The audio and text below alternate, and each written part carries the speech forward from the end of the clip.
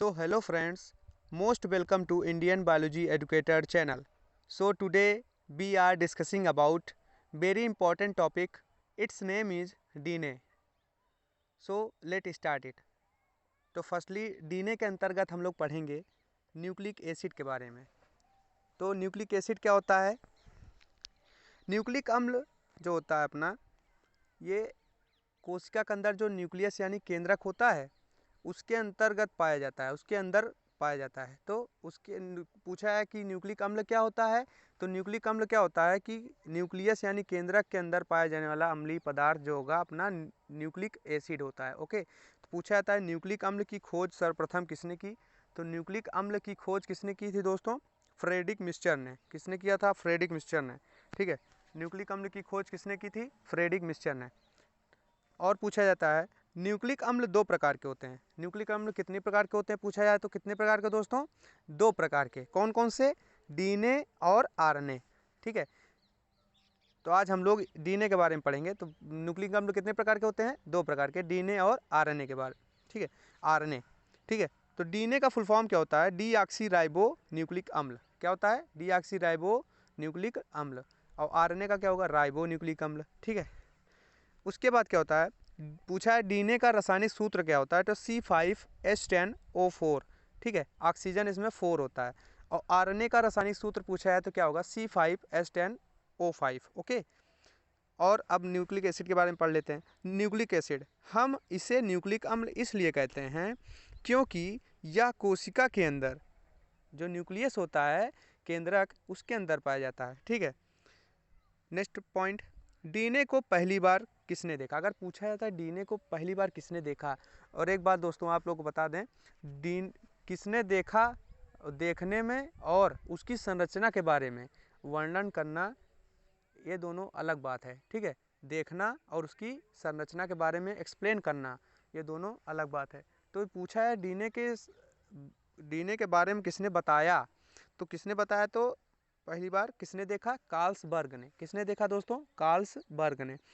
अब पूछा है डीएनए की संरचना के बारे में किसने बताया। तो फ्रेडरिक वाटसन एवं क्रिक ने, जेम्स वाटसन व क्रिक ने दोस्तों। ठीक है, द्विकुंडलित संरचना की भी खोज इन्होंने की थी, जेम्स वाटसन व क्रिक ने। ओके, चलिए नेक्स्ट टॉपिक की ओर बढ़ते हैं।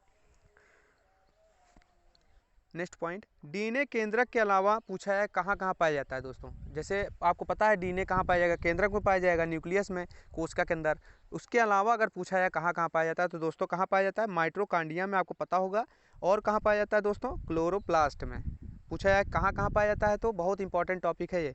माइटोकॉन्ड्रिया में भी पाया जाता है और क्लोरोप्लास्ट में भी और केंद्रक में भी, 3 जगह पाया जाता है दोस्तों। ठीक है, नेक्स्ट पॉइंट, केंद्रक के अंदर गुणसूत्रों की संख्या कितनी होती है दोस्तों? 46 होती है। ठीक है, केंद्रक में कितनी होगी गुणसूत्र की संख्या? 46 होती है।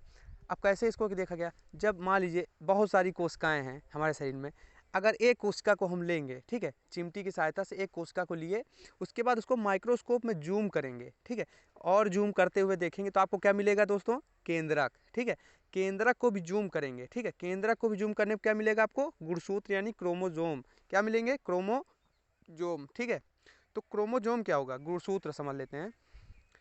गुणसूत्र क्या होता है? आनुवांशिक लक्षणों को पीढ़ी दर पीढ़ी माता पिता से संतानों में पहुंचाता है। ठीक है, गुणसूत्र की परिभाषा क्या होगी दोस्तों? ये जो होता है आनुवांशिक लक्षणों को, आनुवांशिक लक्षण मतलब जेनेटिक, जो जैसे किसी किसी का पूरी संरचना मिलना, ठीक है, उसको क्या कहेंगे? आनुवांशिक लक्षण। जो पीढ़ी दर पीढ़ी चले आ रहे हैं उसे आनुवांशिक लक्षण कहते हैं। ठीक है, जैसे मानव जाति है अपनी, मान लीजिए बेसिकली मानव जाति के जो लक्षण हैं वो अभी हम लोग में दिख रहे हैं कि नहीं दिख रहे हैं ना, तो वही लक्षण आनुवांशिक लक्षण कहलाते हैं। तो आनुवांशिक लक्षणों का माता पिता से संतानों में संतति आनुवांशिकता कहलाती है, आपको पता है। ठीक है, जेनेटिक्स। तो इसको गुणसूत्र क्या होगा? यही होता है दोस्तों। तो इसमें कितने होंगे? जोड़े में है, आप लोग को दिख रहा होगा जोड़े में है, तो ये 46 होते हैं, 23-23 के जोड़े में। ठीक है, तो जब गुणसूत्र को खींचा गया, जब माइक्रोस्कोप लेवल में जब गुणसूत्र को देखा गया, उसके बाद गुणसूत्र को भी खींचा गया, तो खींचने के बाद क्या मिला कि डीएनए प्राप्त हुआ। क्या मिला? डीएनए। गुणसूत्र को खींचने में क्या मिलता है? डीएनए। ठीक है। जॉनसन ने जीन की खोज की। अब उसके बाद इन्होंने क्या किया? जीन, जो डीएनए के बीच के खंड होते हैं उसको क्या किया इन्होंने? आपको दिख रहा होगा जीन कहा। क्या कहा? जीन। ठीक है। जीन का क्या होता है? जीन होती है जो आनुवंशिकता की इकाई होती है। Unit of genetics is called gene. Okay. तो आनुवंशिकता की इकाई क्या होती है दोस्तों? जीन होती है। ठीक है। उसके बाद क्या होगा? जब जीन को मिलाया जाता है, मतलब जब खींचने के बाद गुणसूत्र को, तो डीएनए प्राप्त हुआ। जब जीन को मिलाया जाता है तो डीएनए का निर्माण होता है। ठीक है। अब डीएनए को खींचा जाता है तो जीन का निर्माण होता है। ये इसी तरह ही चलता रहता है। ठीक है दोस्तों। चलिए नेक्स्ट टॉपिक की ओर।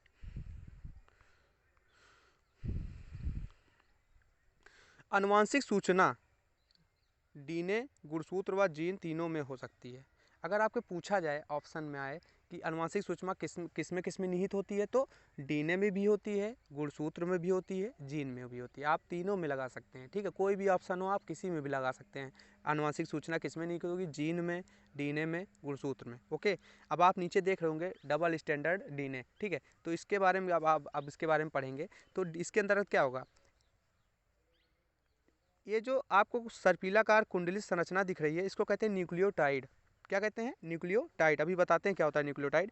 उसके बाद जो आपस में दोनों ये जुड़े हैं उसको क्या कहते हैं? क्रोमेटिन। क्या कहते हैं? क्रोमेटिन। और एक बात ध्यान रखिएगा दोस्तों, प्रत्येक खंड में केवल 10 ही न्यूक्लियोटाइड आ सकते हैं। कितने आ सकते हैं? 10 ही न्यूक्लियोटाइड। ओनली 10, है ना? Only 10 possible. ओके। और क्या होगा?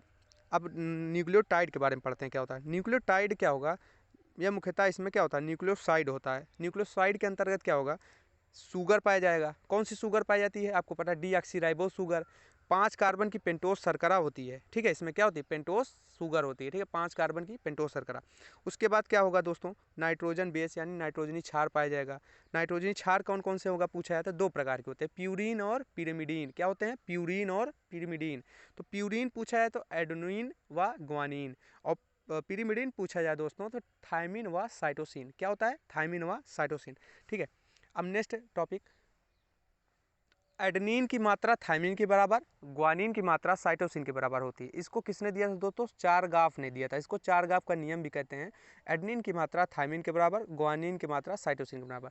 एडेनिन हमेशा थायमिन से 2 बॉन्ड से जुड़ेगा, ग्वानिन हमेशा साइटोसिन से ट्रिपल बॉन्ड से जुड़ेगा दोस्तों। ठीक है। कुल डीएनए की लंबाई 38 एंगस्ट्रांग होगी। ठीक है।